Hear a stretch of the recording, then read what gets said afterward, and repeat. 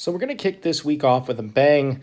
We get to upgrade from doing double integrals to triple integrals. And I think that the best way to really talk about triple integrals is to really just kind of recap everything that we know about integration from Calc 2 and what we have learned about integration from Calc 4. So it's important to remember that in Calc 2, we would be given some function, some two-dimensional function, right?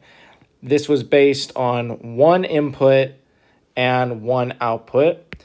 And our region of integration was simply just, over this one particular input variable. And our integrals looked something like this, right? So if we were integrating a function, f of x dx, would be the way that we set up an integral like this. And what were some applications? The easiest one to think of is probability with only one input variable. We have done work integrals. We've done mass integrals, right? A whole bunch of different things. It really depends on what this is, right? If this is a probability density function, then we're calculating probability. If this is force, and that's a little bit of distance, then this is a work calculation. If this is a density function, then this is like over a small little length, then this is going to give you the mass of an object, so on and so forth. So this was the approach in Calc 1. And when we take this integral, right, and we add up, basically you pick a random x value, and at that x value, you create a very, very, very tiny rectangular prism. It has a width of dx, and you basically, visually, this becomes area under the curve. Okay, so this is the Calc 2 approach. Now, in Calculus 4, in this class, we were introduced to double integrals over regions. And we said that these regions could look kind of wonky, right? They could look like a whole bunch of things, but just for simplicity's sake, let's just keep it a rectangular region, okay? So maybe we have this, but now we also introduced, let's see, what's a good color to pick? Purple. Now we introduce the fact that there is another variable here, and it creates our region of integration, bop, bop, bop, bop. We usually call this region D. Okay, it creates this region of integration. And we are integrating some 3D function over this 2D region. Now we have two input variables. And visually, what does this give us? Well, visually, this gives us volume under the curve. Okay, so visually, this is the volume of, whatever this object would be, right, with kind of like that function on the top of it, okay? This is pretty much as far as we've gotten in this class. Okay, these integrals over here, how do we set them up? Well, this is a double integral where we have the function f of x, y, and sometimes we have to parameterize it if we're doing polar coordinates, but generally speaking, it's the function dA, where dA, if we're keeping it in terms of x and y, is either dx dy, it could be dy dx. If we were talking polar coordinates, it could also be r dr d theta.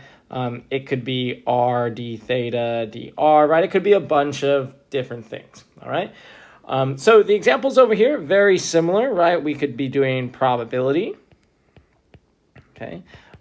We could be doing let's see, is work a good one? Yeah, force to move an object over a particular area. We could, but we'll stick to the ones that we've done in this class. We could do center of mass is kind of what we've talked about so far. But what you could also think of, an example I haven't mentioned before, is just like heat, right? So imagine that this little tiny region of integration there is a computer processor, okay? And the company, you get hired by a company to figure out how big of a fan do you need to cool off this processor. And all they give you is this function f of x, which represents the heat at any point. Okay, at any point on your processor. So you give me your location, and I can tell you exactly how hot it is. Okay. Well, then what does the double integral give you? It basically adds up the total heat over this entire region of integration, right? Over your processor. And that, works if this is a 2D shape, no problem. So where do triple integrals come in? Well, triple integrals are a little harder to visualize. So I'm going to focus more on the understanding the application of it. And I think you're going to have a good time with it if we do that. So in the same vein, right? In the same vein, the idea here is that let's say we were talking about probability, okay?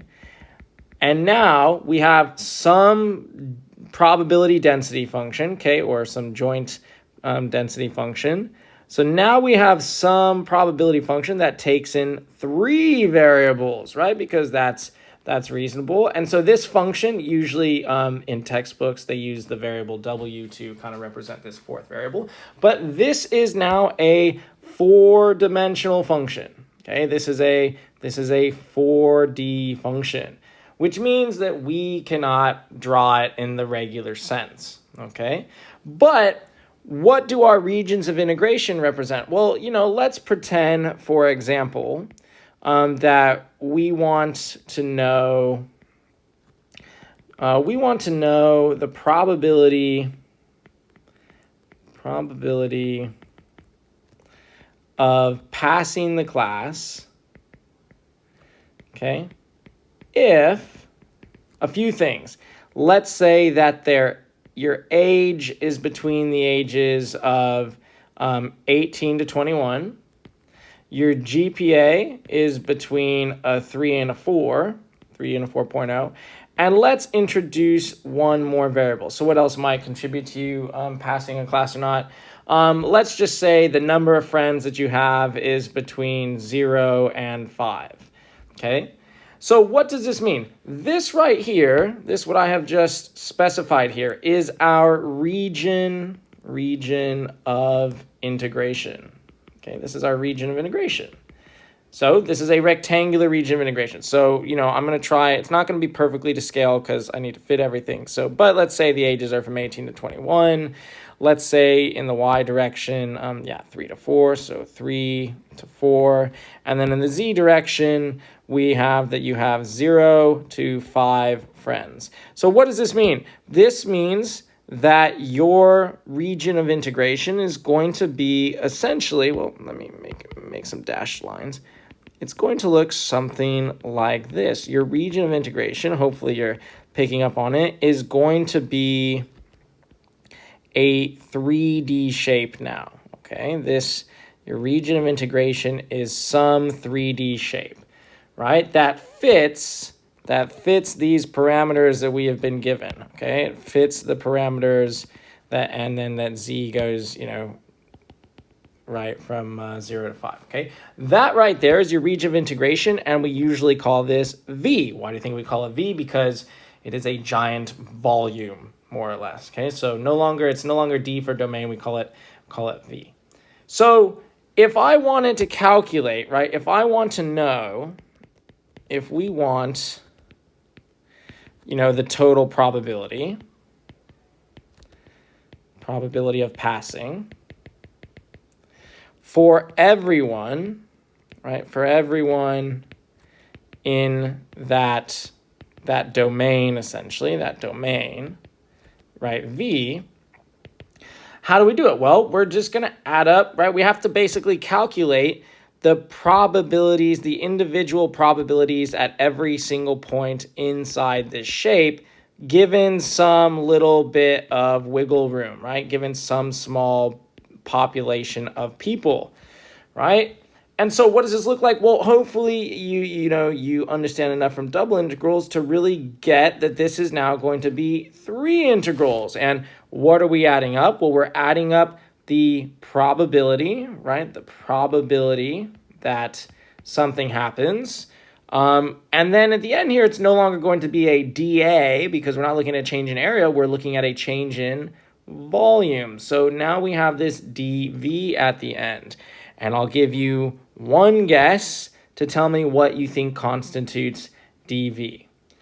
All right, well, dv is going to consist of dx, dy, and dz. And it could be any order of the three of those because this is a rectangular prism, and so the higher dimensional version of Fubini's theorem still holds.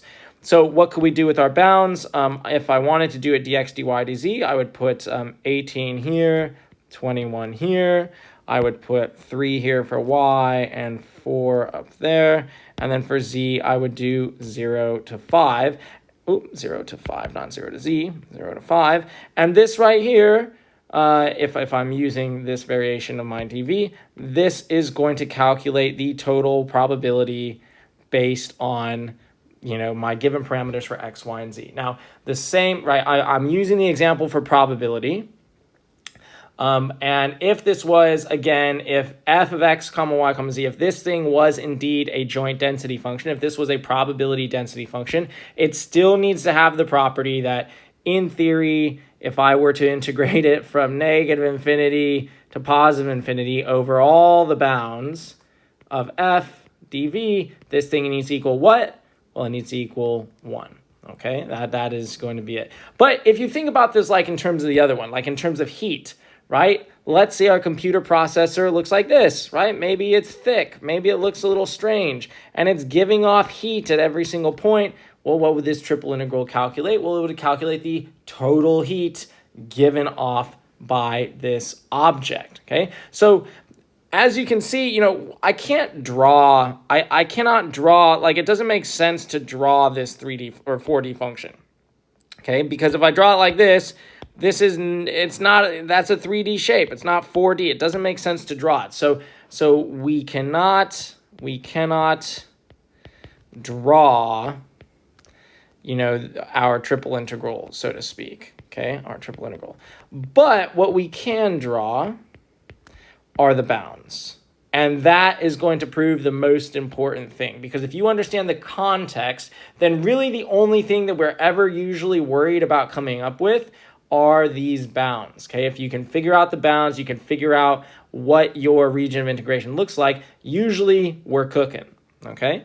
And so this is going to be for a basic, triple integral where the bounds are all constants, where we can swap the orders of integration, no problem. But in the next video, what you're going to see is we're going to cover general regions, what happens when we're integrating, over some collection of values that create, maybe a paraboloid, right? And what if I'm integrating over, this as my v instead of a nice rectangular box?